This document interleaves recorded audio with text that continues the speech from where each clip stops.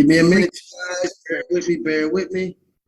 Give me a few minutes here. I'm only gonna speak a few minutes today. How you guys doing? Give me a minute, you guys. Bear with me, bear with me. Give me a few minutes here. I'm only gonna speak a few minutes today. This is EB Crypto. Just give me a few minutes. Family Cash Machine, follow the money. I want you guys to like and subscribe to this channel. I need you guys to hit the notification bell so you get notified every time I go live. And so we're gonna keep it short and sweet. Today is Saturday. You guys have probably had a good weekend, having a great weekend. That's why I don't want to talk too long, but I do want to stay in your face. I do want to make my presence known. I want to start off today by saying the game has changed. This title, The Game Has Changed, is just to put something on your mind, something to think about over the weekend. And there's a lot of stuff going on in the world. As you guys all know, we're seeing the world change, the behavior of people, the violence, the crime, the degeneration of morals. We're seeing people do things that is just pretty despicable. And we're seeing business change. We're seeing money change. We're seeing government policies change. We're seeing people's behavior towards government change. We're seeing religions change. We're seeing some of the concepts of Christianity changing, some of the concepts and beliefs of Islam changing, some of the concepts of Judaism changing. We're seeing more African Americans claiming is Israel, which in fact, the original Hebrews are darker skinned people, from Africa, no question about it. So again, we are looking at a lot of change. The game has changed. Okay, so basically I wanted to say EB Crypto here. You guys all know, you don't know my whole history, but one day I'm gonna reveal to you everything about me. But I have been pretty successful in my life. I've been very fortunate to be an entrepreneur since the time I was 13. I did a lot of different things. I've made a lot of money in my life. I lost a lot of money in my life. I made a lot of money in my life. I lost a lot of money in my life. But I lived so far a pretty decent life, and been able to live in beautiful homes, travel the world. I'm in Santo Domingo right now, Dominican Republic, the quote unquote first place that Christopher Columbus was supposed to have discovered, where people was already here. But it was one of the first of the Americas. I've seen one of the oldest churches that was in the Western Hemisphere here in Santo Domingo. But anyway, I want to say this to you guys because you're going to hear me say a lot of things. And I don't want you guys to put me in a box because, first of all, I'm a human being and I have compassion and love for all human beings, no matter what race. I wasn't raised racist, but as a Black man growing up in America, I've experienced racism on the highest levels. And I'm, again, a human being first. So my compassion, my love, my concern is for the human race as a whole. But as a Black man, second, this particular title, this particular identity is what really permeates wherever I go in the world. I'm identified as a Black man. So naturally, my concern and my love and my first response of self-preservation is going to be to my particular group or race or genetics or ancestors in which and where I come from. That resonates through me as my ancestors. We can't help but to resonate from your ancestors.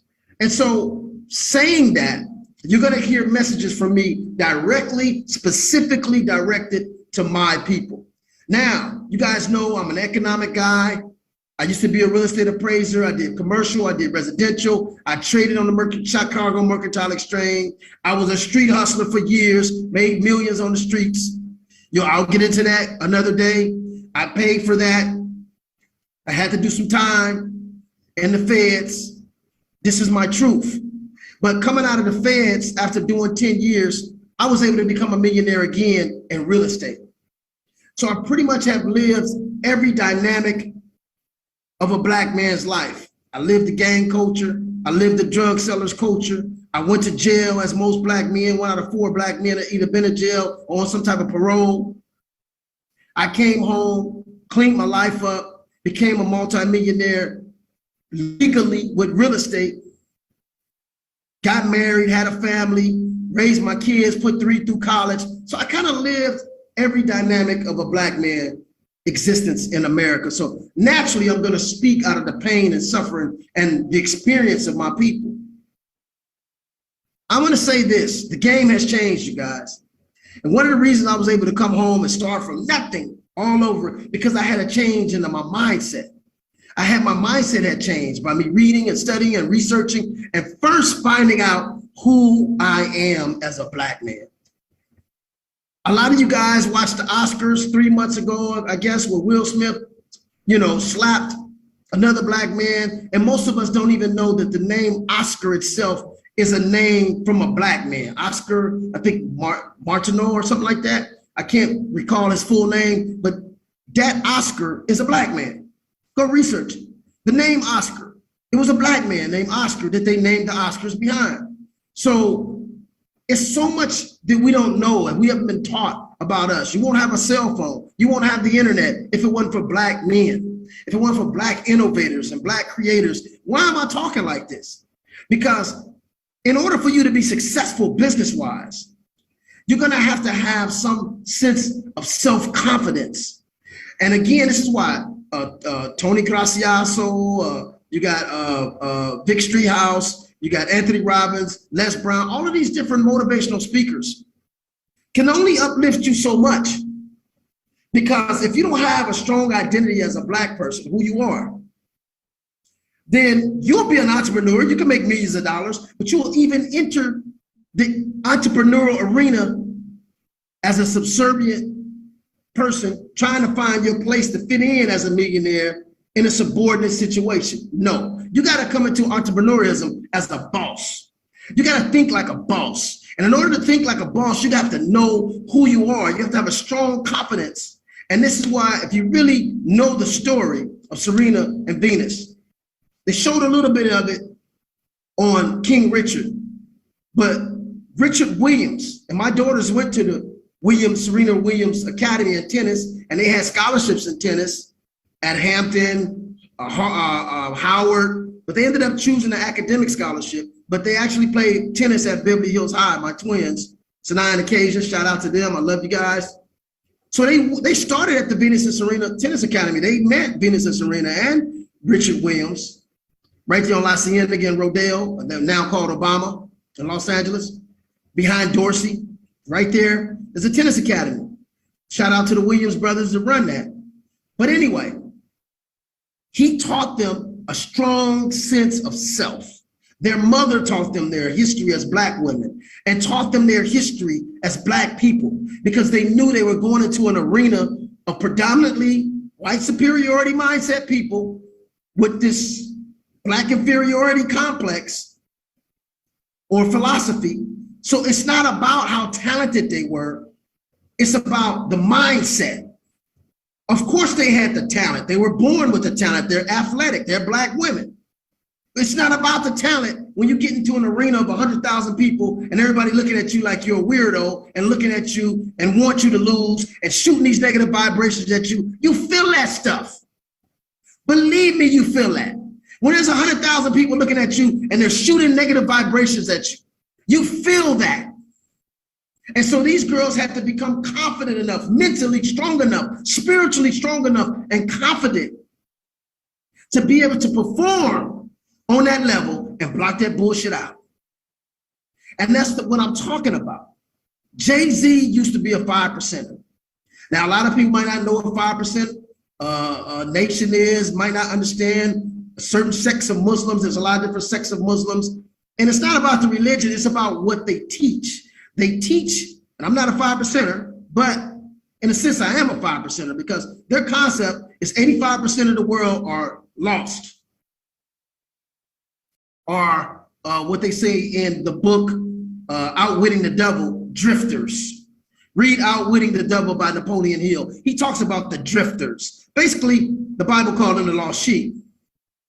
10% of the world control the world, they're wealthy. And there's only 5% of the people in the world that actually are the poor righteous teachers that understand the truth and are conscious on what's going on globally. Wow.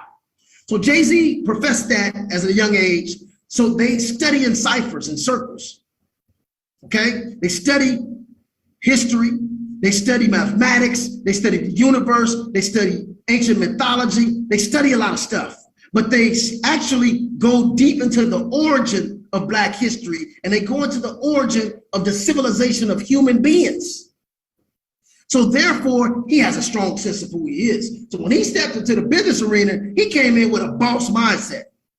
He didn't come in with, oh, I'm just gonna fit in, make a couple millions and see where I can serve these other people. No, he came in, I wanna own a team. I wanna do this, I wanna own my record label. I wanna own my clothing. He came in, as a boss.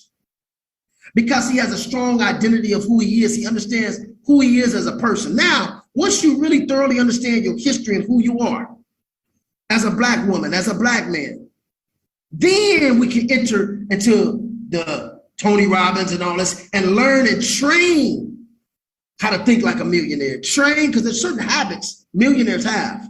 And if you make 10 million, and if you make 10 million and you're making $1 million a year, and you got a person making 100 million, made 100 million and making 10 million a year, I guarantee you these two different people have total different habits, have total different things that they do.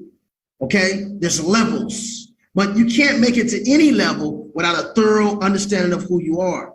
That's why you'll see me incorporate that in my economics and how I teach economics, because we first have to identify with who we are and what we can do and what we've done. From there, then you get the training of how to think like business, and you get into business and you go in there with a takeover mindset. That's what it takes. And so again, that's what you guys will hear me do. That's how I'm going to be displaying this. And I don't want us to try to reincorporate Black Wall Street. Because what I'm finding out is every time we've had a successful community, it was attacked or rezoned. I didn't know the Central Park used to be a very promising Black community, and they rezoned it. They broke it up. I didn't know that there were like 15 or 20 other what they call Black Wall Streets.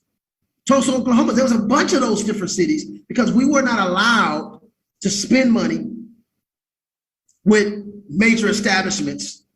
So we were kind of trapped in our own community, which allowed us to recycle dollars. But those conditions don't exist like that today. You have the internet, you have global business. I'm in Santo Domingo right now. I've been to Europe a couple of times. I've been to Colombia. I'm traveling and Black people all over the world. And the internet has opened up for us to do global business. Things now are becoming decentralized and they're becoming digitized. So that's why I say the game has changed. You can make $1 million now in your living room. You don't even have to go to an office. You can have on pajamas and a shirt. I can have on pajamas under here. You'll never know. There's people now making millions of dollars without even leaving their house because of cell phones and because of social media and because of internet. So we don't want to recreate that because there's so many forces against our people that want to keep us down. Now we have a lot of Asians that have come into our communities and set up businesses, and they have provided services for us. I'm in Santo Domingo, Dominican Republic. There's Orientals here that have all the chicken places. Pretty much all Orientals serve the chicken to the Spanish, Latino, African people here. And so we don't provide our own services to each other. And to try to redo that now is kind of late in the game because we've sold a lot of our businesses, and a lot of these other foreigners, Arabs, and all these different foreigners have come into the Black community because they know we spend a lot of money. And they service the beauty supply places, mainly all over the country, are Asian. So we don't want to try to recreate Black Wall Street. We want to think globally, and we want to think digitally. Because when we're doing business digitally, we're anonymous. They don't know what we look like. And I think we need an anonymous system. We need an anonymity, which cryptocurrency and blockchain provides us. They don't even know who you are when you're doing business on the blockchain. You're just a digit. And if we can develop individuals with 100 million, 50 million, and nobody know who they are, that's the kind of business we need to do. We need to stay invisible. It's nobody's business how much money you're making, because there's so many people, even blacks, as whites, as Jewish people, as Asian, that don't want to see a black man make no money. They will do everything they can to stop you from making money. This exists. And I got to point that out. I got to talk about that, because nobody really want to talk about this stuff. And the people that do talk about this, they label them as radicals and all this. And that's why I started out by saying, I'm a human being first. If I see a little white kid in the street hurt, I'm going to help him. If I see an Asian kid, I'm going to help that kid. I don't care what the race is. I love people. That's how I was raised.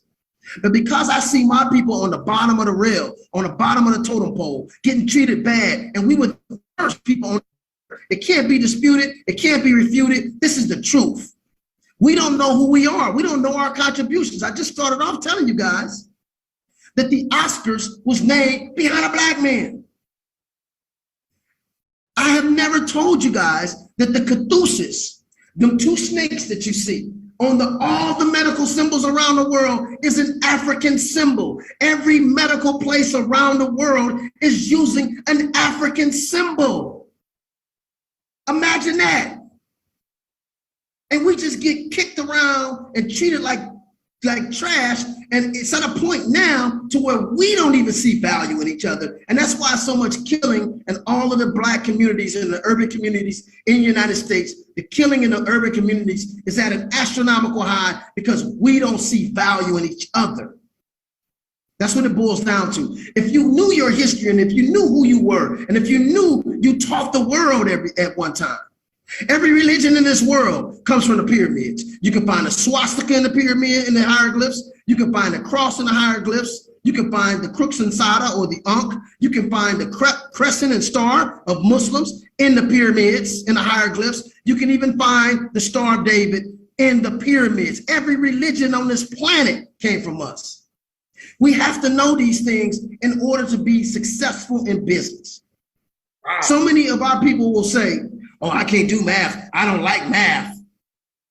We're so quick to say we don't like math. I hear so many of our children saying this, and it disturbs me, because they'll flow a rap so fluently, not understanding rhythm.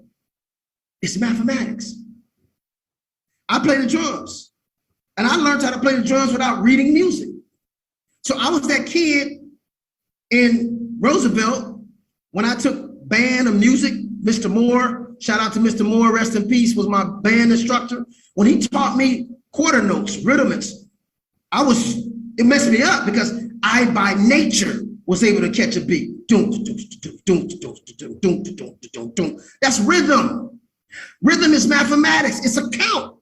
1, 2, 3, 1, 2, 3, or 1, 2, 3, 4, 1, 2, 3, 4, 1, 2, 3. It's mathematics. You are encoded in your genetics with mathematics.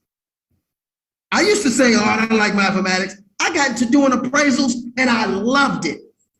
I absolutely loved it. I was able to do appraisals without the software, because the older guys that taught me wanted me to learn without the software, because when they did it, it wasn't no software.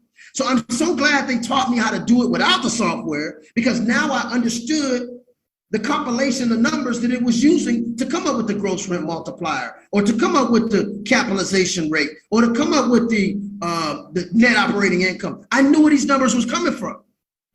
I knew what numbers added up or multiplied to get these numbers. You know what I'm saying? It's great to have a computer to do it, but it's even better to understand where they're coming from.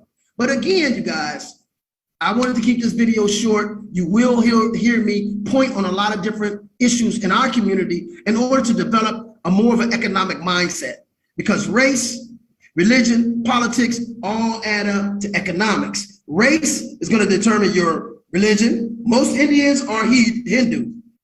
Most African Americans are Christian. Now you got a huge African-American population of Muslim, but they either Muslim or Christian.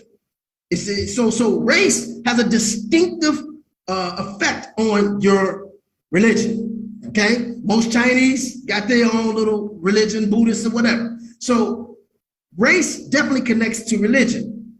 Religion connects to politics. This is why all your Islamic countries have their own politics and political theocracy systems set up on the Holy Quran and the Sharia law or whatever. And then you have Israel that goes by the Mosaic laws. So race, religion adds up to politics. And then politics, race, and religion will equate to what kind of economics you are.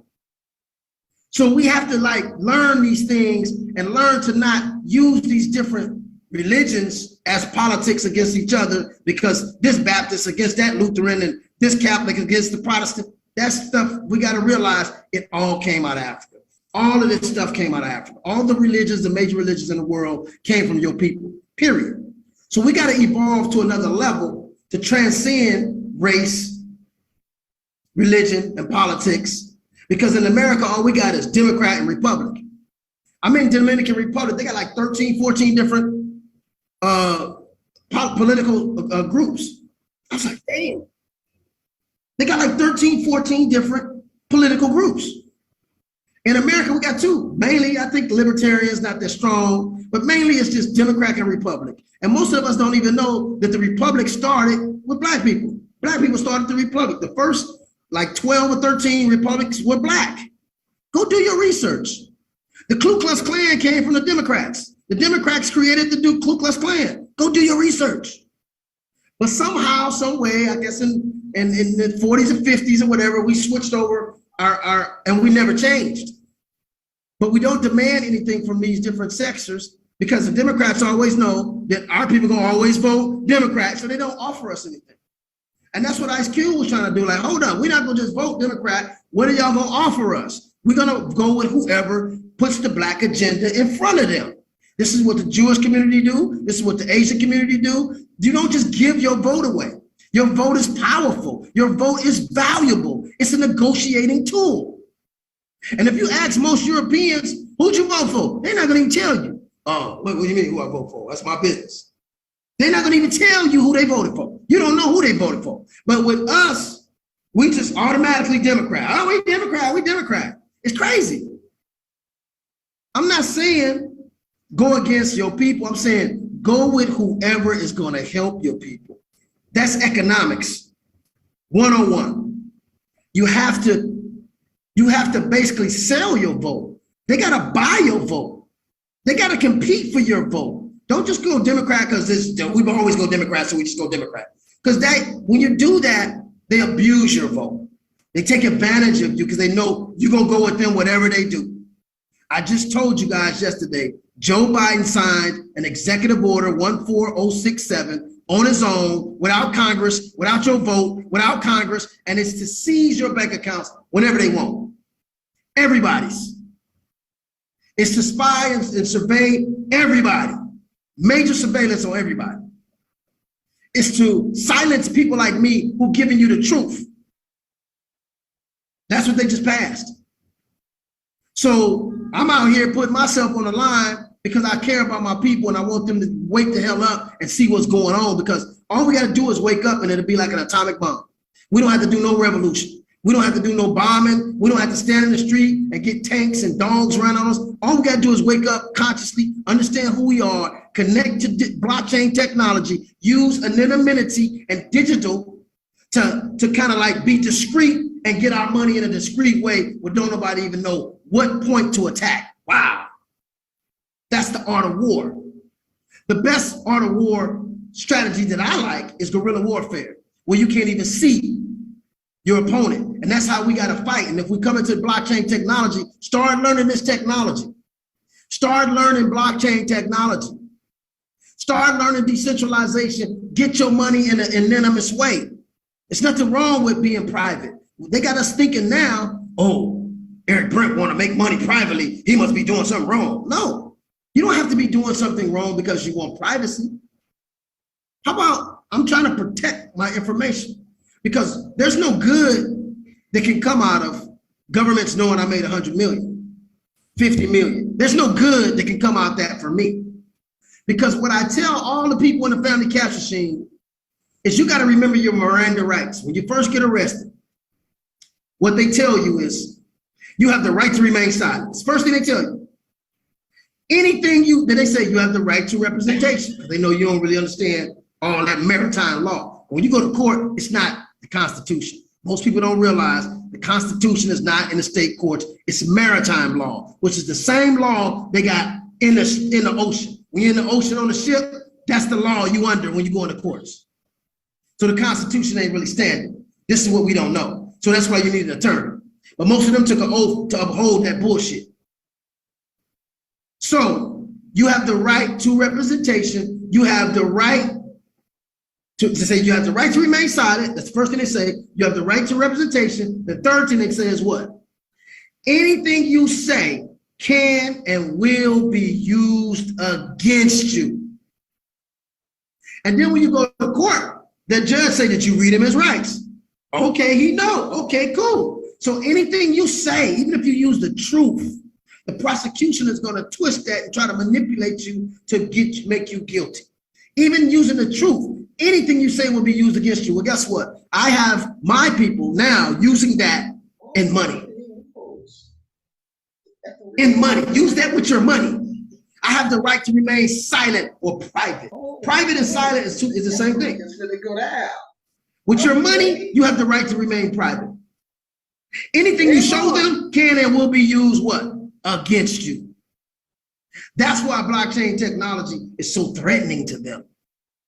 This is why they're trying to hurry up and get their digital coin going so they can trap you and they can snatch all your money out the bank, and then you got to use their system of centralized control that they know everything you spend and every penny you get, because there's going to be one system counting everybody's money. Damn. And so what I'm doing is educating my people first about who they are and teaching them how to use this technology to make money, because there's so many opportunities in this industry, and also thirdly, to teach you how to be discreet. Now you can buy what you want to buy. You're gonna have to pay some taxes, but nobody needs to know everything you got. You can have 100 million and pay taxes on 50 million, or pay taxes on 10 million. That's what I teach my team. Pay taxes on 10 million. Because when you surface it from the invisible world of cryptocurrency to the physical world, you gotta pay taxes. But as long as it's in an asset, you don't have to pay taxes on that. If you got gold, there's no taxes on gold. But when you bring that gold into fiat currency, then it's taxable. So as long as you leave it in the asset, it's not taxable. But when you bring it from there, pay your taxes on it. But keep the majority of your value in that asset called cryptocurrency that's going to always appreciate in the long term. I was telling you guys this yesterday. The 11-year chart on cryptocurrency went like this. Everything went up. Now, of course, crypto dipped in this last few months, but 2 years ago, you couldn't get Bitcoin for 20 grand. It was 9,000 for a Bitcoin. Go look at the charts. It was 9,000 2 years ago. So if you bought crypto 2 years ago and just let it sit, you got a lot of money sitting in crypto, and you're not going in, going out, trying to do trading, which is going to get wrecked if you're trading. It's not designed for that. But long term, 4 years, 5 years, 3 years, you can't lose. The statistics show. Now, I've been on a couple of websites for classes just to see what other people are teaching, and I know what they're teaching. They're teaching trading. They're teaching investing in crypto, NFTs. You're going to get wrecked in those industries. Now, you might get lucky and find a good piece of art and make some money on, but it's risky. But investing and trading in crypto, you're gonna get wrecked. I'm teaching you the mindset of how to create in this industry, and the mindset of how to protect your intellectual properties, and the mindset of how to create streams of revenue in this industry other than just trading, but get the mindset and the understanding of decentralization and unplugging yourself from the system. So when everything collapses, you still can maneuver, you still can move around, and you have things sitting in a position that can create generational wealth for you. So we teaching a whole different mindset. They're not teaching what I'm teaching. I'm teaching you guys about money, the difference between money and currency. I'm teaching you guys the history of the Federal Reserve, the history of central banks, the history of money. They're not teaching that in those other courses. They're not. And you need to understand that. You need to understand the difference between Keynesian economics and Austrian economics, okay? Because Keynesian economics is what you have today with the Federal Reserve, which is a debt system. It's a currency with nothing backing it, which is called fiat. Everybody in the world got fiat currency right now. There's no currency backed by anything. Now, China and Russia has came into a conclusion. They're getting ready to back their coin up, their digital coin, with gold, silver, plutonium, uranium, and minerals. So they're going to go back to Austrian economics, which is actually basing their currency on something of value. The problem, though, is they communist countries, so they're suppressing and oppressing the rights of the people, but they are trying to come out with a real currency, a real money, because everything in the world now is not money, it's fiat currency.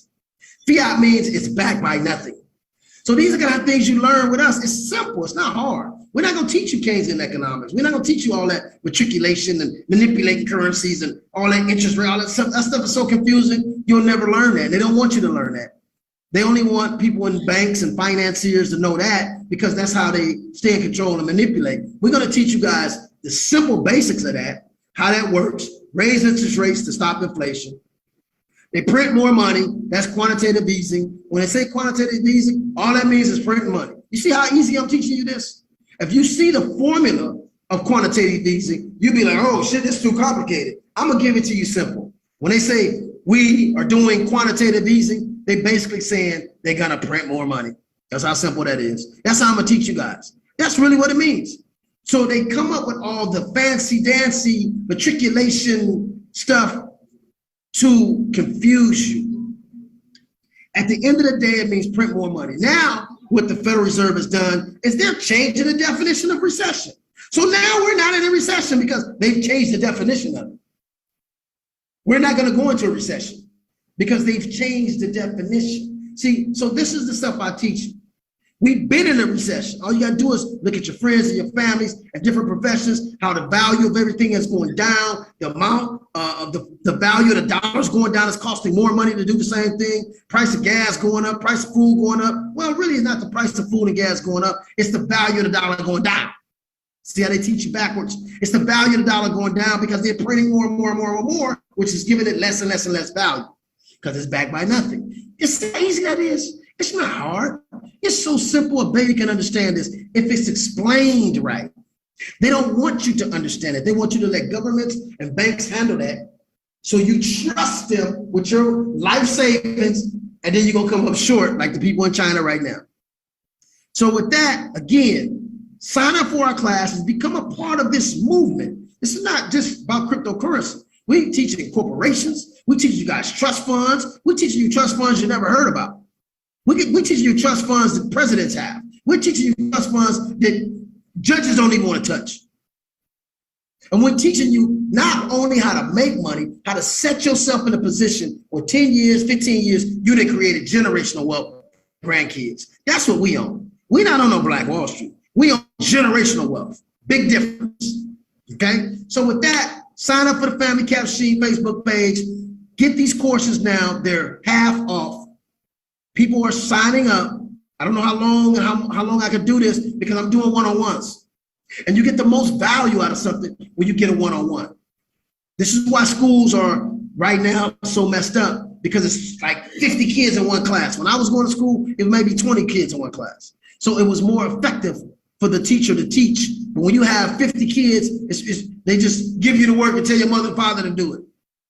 That's why they're giving all the work to the parents now, because it's too many kids in a class. But when you are one-on-one with somebody, it's the most effective way to learn because everybody learns differently. So right now you can take advantage of the half off Family Cash Machine. It's not just cryptocurrency. We're teaching economics. We're teaching money. We're teaching you guys, corporations. We're teaching you guys decentralized autonomous organizations. We're teaching you guys blockchain technology, decentralization. We're giving you a whole different mindset. And that's why I say the game has changed.